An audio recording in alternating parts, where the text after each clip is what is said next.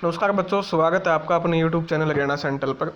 जैसा कि थोड़ी देर पहले मैंने बताया था कि आपकी सुनवाई नहीं हुई, तो उस टाइम तक मैंने उस वीडियो में बोला था ईमानदारी से कि भाई कारण नहीं पता मुझे कि क्यों नहीं गए एजी साहब वहाँ। लेकिन फिर जो भी अपने सोर्सेज हैं उनसे बातचीत की। हालांकि अब मैं क्या कहूँ, मैं कुछ भी इस पर बोल नहीं सकता कि क्या है। मतलब आप खुद समझदार हो इतने कि मैं तो 50-50 मान के चल रहा था, लेकिन 50-50 भी नहीं किया सरकार ने। गए ही नहीं वहाँ पे। ठीक है ना। एक तो होता है पहले मतलब लड़के आपका बहस करना, और मुख्यमंत्री कह रहे थे ऐसे कर देंगे वैसे कर देंगे, बच्चे कह रहे थे और यूट्यूबर कह रहे थे 28 को ये हो जाएगा, 28 को वो हो जाएगा, 28 को तो बस ये है। उस दिन भी मैंने बोला था फैक्ट पे। लीगली देखो, मैंने दो चीज़ बोले भाई, लीगली तो बहुत मुश्किल चीज़ है। ठीक है, लीगली तो पॉसिबल नहीं है। हाँ, साम दंड भेद अपना के कुछ करती है सरकार तो एक अलग चीज़ है। और वैसे भी जब आपका 12 बजे जब इसका 12 बजे नंबर आ जाना चाहिए था, तभी पता चल गया था कि जब इसको सबसे लास्ट में लगा दिया था। भाई जब सबसे लास्ट में ही लगा दिया था उसकी कोई वैल्यू है ही नहीं। लेकिन अब जो पता चला है, बहुत जिम्मेदारी से ये बात मैं आपको बता रहा हूँ, और बड़ी इंपॉर्टेंट एक चीज़ है, समझने वाली चीज़ है। सरकार अमेंडमेंट की सोच रही है या सोच लिया है भी। बिल्कुल सीईटी में अमेंडमेंट हो सकता है या होगा। इसी सीईटी में बड़ा अमेंडमेंट आपको देखने को मिल सकता है, बहुत बड़ा अमेंडमेंट। और अभी अभी एक खबर आई है सूत्रों के हवाले से, सूत्री कहूँगा मैं, सूत्रों के हवाले से ही अभी तक, क्योंकि कंफर्म नहीं हुआ, लेकिन आई है तो मैं आपको आपके सामने बताने आ गया हूँ। और विधानसभा सत्र है आपका 15 दिसंबर से। और क्योंकि बड़ा सत्र है, क्योंकि विपक्ष हमलावर होगा, कई सारे मामले मुद्दे हैं उन्हीं को, और सीईटी का उनमें से सबसे बड़ा मामला आज हॉट स्पॉट जो मामला है सीईटी का बन चुका है। पीपीपीआईडी और सीईटी का हॉट स्पॉट मामला बन चुका है। ठीक है ना। तो 15 दिसंबर से आपका सत्र चलेगा, 3 दिन का सत्र है ये, 15, 16, 17 को। ठीक है। तो इसमें बड़ा अमेंडमेंट होने जा रहा है। 19 तारीख से पहले ही आपका बड़ा अमेंडमेंट करने जा रही है सरकार, क्योंकि अब 3 दिसंबर को आपके नतीजे हैं। और 3 दिसंबर के बाद जो 5 स्टेट के चुनाव हैं, राजस्थान, मध्य प्रदेश, छत्तीसगढ़, मेघालय, तेलंगाना, अगर वहाँ पर रिजल्ट जो आएंगे वो इम्पैक्ट करेंगे यहाँ पे। और इन राज्यों के बाद जो चुनाव होने हैं वो सीधे फिर हरियाणा के होने, हरियाणा के साथ और भी राज्यों के चुनाव में। तो बीजेपी का जो पूरा फोकस है अब वो हरियाणा पे हो गया है। जैसे मैंने पिछली वीडियो में बनाया, जो मुलाकात हुई थी, पॉलिटिकल मुलाकात थी, और उस पॉलिटिकल मुलाकात में मैंने 3 दिन पहले ही बताया था, ये 24 को जो मुलाकात हुई जिसमें सरकार के नुमाइंदों के साथ मुलाकात थी पॉलिटिकल। भाई हमारा मुद्दा था कि भाजपा को कैसे मजबूत किया जाए। ठीक है, बूथ लेवल पर भाजपा की कैसे मजबूती बढ़ाई जाए, और युवाओं की भागीदारी कैसे सुनिश्चित की जाए, जो युवाओं का मोह भंग हुआ है, ठीक है, भाजपा सरकार से, वो कैसे मजबूत किया जाए। वहाँ पर आपका ये मामला रखा था, और वहाँ से ये लिखवाया था कि भाई सीईटी की क्वालिफाई से हमको क्या बेनिफिट होगा, सीईटी क्वालिफाई ना करने से हमको क्या नुकसान होगा या क्या बेनिफिट होगा। तो सारी बातें समझा के आए थे। कहीं ना कहीं आज उसका आपको जो थोड़ा मोटा ओवरव्यू पिक्चर देखने को मिलेगा। और अभी जो बातचीत हुई है सूत्रों के हवाले से, अमेंडमेंट होगा आपका, और अमेंडमेंट तैयार हो चुका है। अमेंडमेंट में आपको 15 गुना आपको देखने को मिल सकता है। ठीक है, चर्चाएँ 15 गुना पे हैं। सीईटी क्वालिफाई, सबसे पहले तो सीईटी क्वालिफाई अगर आपका क्लीन स्वीप होता है 5 स्टेट में।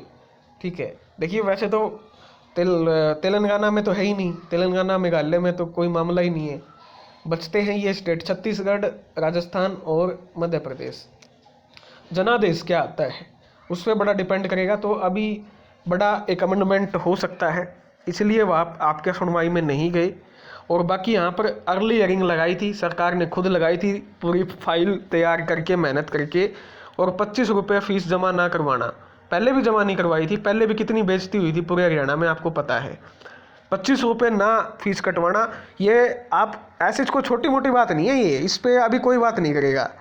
लेकिन मैं आपको समझाने की कोशिश कर रहा हूँ, 25 रुपये के लिए सुनवाई, फीस ना कटवाना और सुनवाई में ना जाना, एजी का साहब का भी ना जाना और डीएजी का भी ना जाना। चलो भाई, एजी साहब को तो एचपीएससी के केस हैं या और भी केस हैं, हरियाणा सरकार की तरफ से हर पता नहीं कितने केसों में वहाँ पर पेश होना पड़ता है। उनकी तो मैं देखो रिजर्वेशन को मैं मानता हूँ, लेकिन आपको कोई ना कोई भेजना था। इस बात पे भी नहीं भेजा कि उन्होंने अर्ली हियरिंग डाली है। भाई अर्ली हियरिंग किसने डाली थी? HSCC ने, AG ऑफिस ने ही तो डाली थी। जब आपका जाना ही नहीं था आपको, तो फिर अर्ली हियरिंग का फिर औचित्य ही नहीं था कोई। तो बच्चों के लगातार फ़ोन मैसेज आए थे, सर कुछ तो गड़बड़ है, काल में कुछ तो मतलब दाल में कुछ तो काला है। भाई दाल में कुछ काला नहीं है, पूरी की पूरी दाल काली है, ठीक है ना।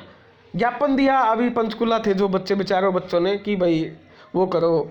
अब आप देख लो, मैं यही कह रहा हूँ ना, मुख्यमंत्री को जो बात है, जो आप CM की बात करते हैं, CM को तो पता ही नहीं है कि क्या बात उनको बताई जा रही है। उनको पास इन्फॉर्मेशन ही नहीं पहुँचती।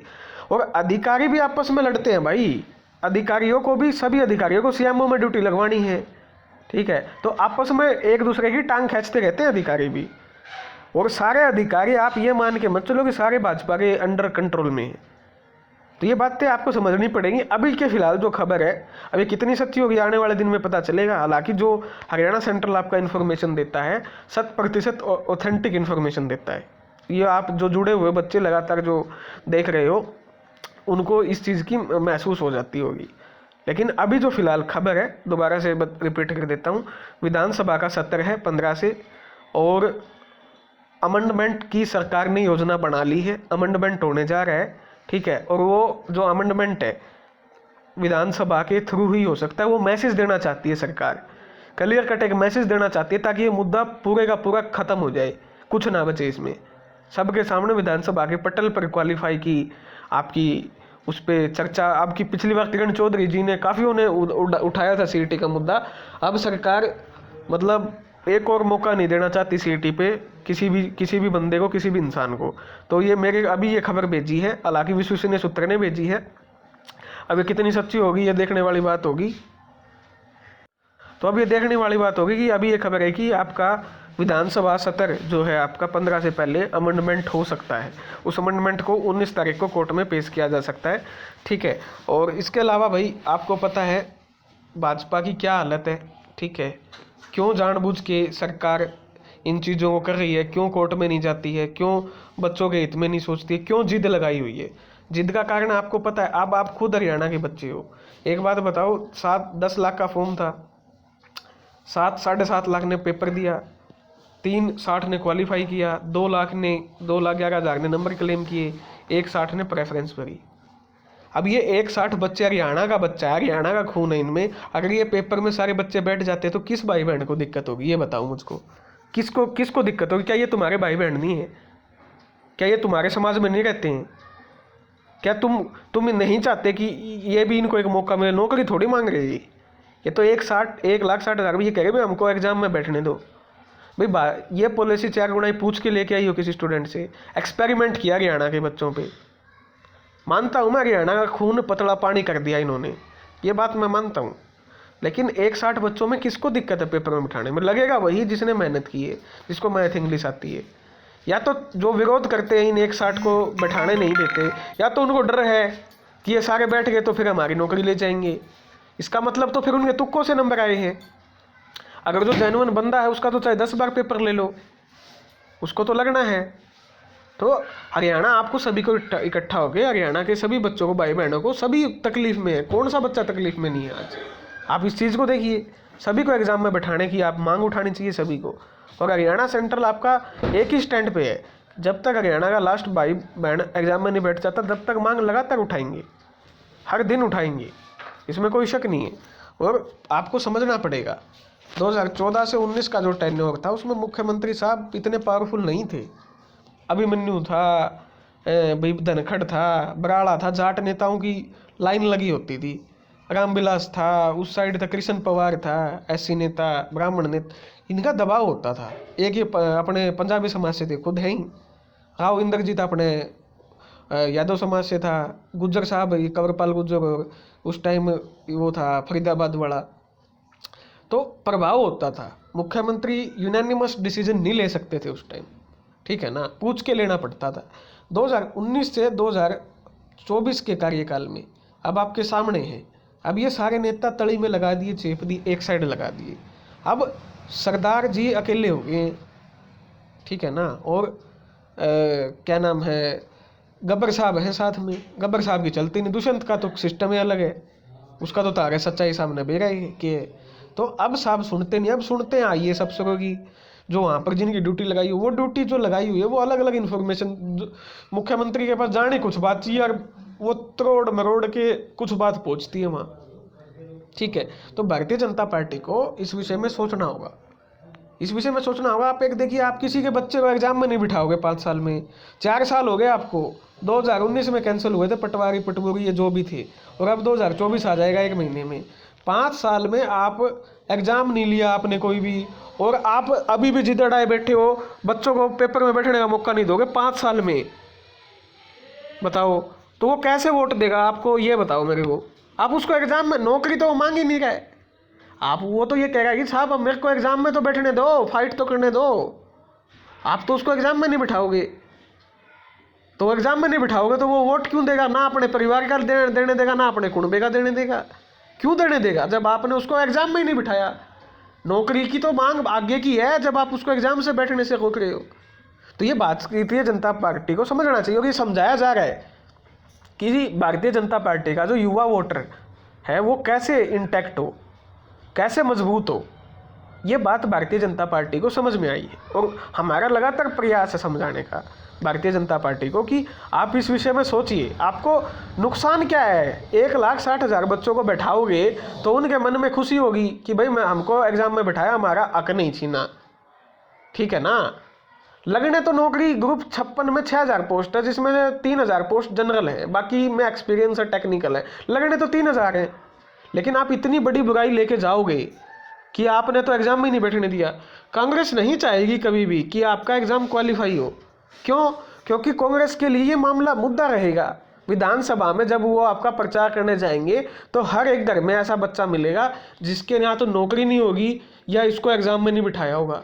नौकरी नहीं है किसी के घर में, वो बात खटा जाती है, किसी को एग्ज़ाम में ही नहीं बैठने दिया, इतना ही बड़ी बात कैसे खटाएगी, ये तो बहुत और भी विरोध की बात होगी। तो ये भारतीय जनता पार्टी को कहीं ना कहीं बात समझ में आ गई है, ठीक है ना, कि आप उनके अब जो नैन और चक्षु है, दिमाग की बत्ती अब जलिए कि हम तो एग्जाम में ही नहीं बिठा रहे इनको, तो ये कैसे गाँव में घुसने देंगे, कैसे इनसे किस मुंह से वोट मांगोगे, ठीक है ना। 5 साल से आपने, हाँ भाई 5 साल में आपने 3 सीट ही लिए होते तो बच्चे की गलती थी, तो मैं कह रहा हूँ बच्चे की गलती थी। पहली बार है, पहली बार में तो भगवान भी माफ़ कर देता है पहली गलती को, तो पहली गलती तो हमारे भगवान राम ईश्वर कोई भी जिस भी इष्ट देवता को मानते हो आप, पहली गलती को तो वो भी माफ़ कर देता है। मुख्यमंत्री को आके तो कहना चाहिए था भाई हमने एक्सपेरिमेंट किया, गलती हो गई, हम सभी को मौका दे रहा हूँ, मैं अगली बार से 4 गुना रखूँगा। कोई भी बच्चा इस चीज़ से खिलाफ नहीं था, इस पर पहली बार थी भाई। मेरे हरियाणा के बच्चे हैं, मैं इनका दादा कहाँ का हूँ, ये मेरे पोते हैं पोते जी से हैं, कोई बात नहीं, मेरे बच्चे हैं, पहली बार इनने मौका दे रहा हूँ, मैं सभी बैठ जाएंगे, अगली बार मौका नहीं दूंगा भाई। अपना घर में बूढ़े बड़े के आप कोई गलती कर दे, बूढ़े बड़े के कारण है छोरे ईब तो तेरी छोड़ दिया है, नहीं तो तेरी अगली बार तने आड़बाजी कर दी तो तेरी टांग तोड़ दी वहाँ। क्या आग्रह हैं, पहला तो हिदायतें दे आग्रह हैं भाई, अगली बार गलती ना कर दिए। तो सरकार को भी अपने बच्चों से प्रेम से ये कहना चाहिए कि भाई हम सभी को मौका दे रहे हैं, इस बार एग्जाम में बैठ जाओ, अगली बार 4 गुना कंडीशन है, अपनी मेहनत कर लेना। इसमें किसको दिक्कत है, किसी को परेशानी नहीं है इस चीज़ में। यही बात मैं भाजपा को समझाने की कोशिश कर रहा हूँ जितनी मेरी औकात है, ठीक है ना। और यही बात भारतीय जनता पार्टी को समझनी पड़ेगी, क्योंकि सच्चाई ये है, वोट नहीं मिलने वाला, ठीक है ना। तो ये चीज़ है, ये सच्चाई आपके सामने खोल के रख दी है, और ये बहुत बड़ी खबर थी जो मैंने आपको समझाई। और इसके पीछे की जो कहानी है, जो इसकी पीछे की जो कहानी है, जो रीजन है, जो 23-24 तारीख को समझा के आए थे, कहीं ना कहीं सरकार ने उस पर गौर किया और ये सच है, ठीक है। तो ये मेरी तरफ से अपडेट थी। धन्यवाद। जय हरियाणा, जय भारत।